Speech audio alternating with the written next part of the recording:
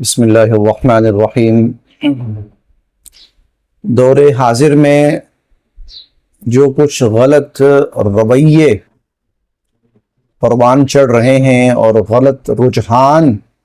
وہ پروان چڑھ رہا ہے، وہ ہے خواتین کا خلا کا تقاضا کرنا، کہ خواتین اب خلا کا تقاضا کر رہی ہیں، یعنی وہ اپنے اس خاوند کے ساتھ نہیں رہنا چاہتی اور اس سے علیحدگی اختیار کرنا چاہتی ہیں۔ اسلام نے خواتین کو یہ رخصت دی ہے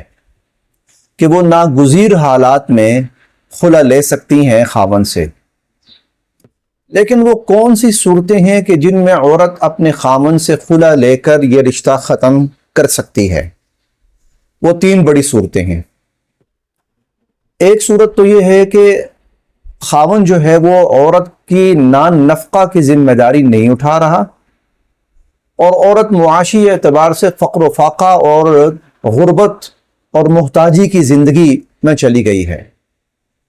یعنی وہ فقر و فاقہ کی محتاج ہو گئی ہے، کھانے پینے کو اور پہننے کو اس کے پاس لباس بھی نہیں ہے، اور خاوند یہ ذمہ داری لینے کو تیار نہیں ہے۔ ایک یہ صورت ہے، اس میں اسلام نے عورت کو بہرحال رخصت دی ہے کہ اگر وہ اس حالت میں خاوند کے ساتھ نہیں رہنا چاہتی تو وہ علیحدگی کا تقاضا کر سکتی ہے۔ دوسری صورت یہ ہے کہ خاوند اس کے جو جسمانی تقاضے ہیں وہ پورے نہیں کر پاتا، نامرد ہے، ایسی صورت میں بھی اسلام عورت کو اجازت دیتا ہے کہ وہ اس خاوند کے ساتھ علیحدگی کا تقاضا کر سکتی ہے اور خلا کی ڈیمانڈ کر سکتی ہے۔ اور تیسری صورت یہ ہے کہ خاوند ظالم ہے اور وہ عورت کے اوپر تشدد کرتا ہے، مار پیٹ کرتا ہے اور اس پر ظلم کرتا ہے اور اس کی جان کو خطرہ ہے۔ ایک تو یہ نا کہ کبھی کبھار خاوند نے ایک آدھ لگا دی، یہ تو خاوند کا حق ہے، لگا سکتا ہے خاوند۔ کہیں نہ کہیں حضور صلی اللہ علیہ وسلم نے خاوند کو اس کی اجازت دی ہے۔ بلا وجہ ہم جو لبرلز ہیں ان کی باتوں میں آ کر نا خاوند کو بالکل ہی غلام نہیں سمجھنا چاہیے۔ تو اسلام نے کہیں نہ کہیں وَضْرِبُوهُنَّ کے الفاظ کے ساتھ رخصت دی ہے، اور حضور صلی اللہ علیہ وسلم نے خاوند کو کہیں اس نے ایک آدھ تھپڑ لگا دیا،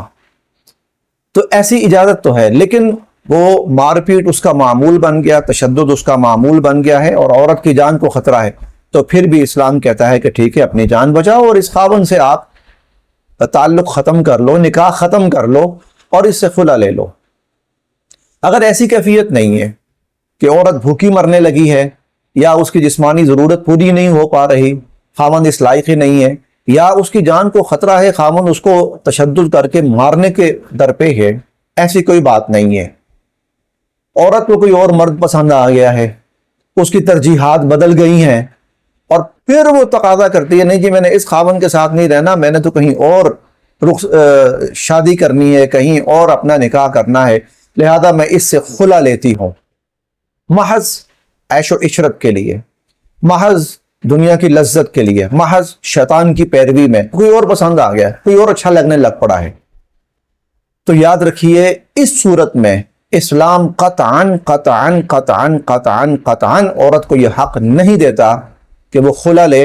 اور خلا لے کر نکاح کا تعلق ختم کرے۔ اس پر حضور صلی اللہ علیہ وسلم کا فرمان ہے،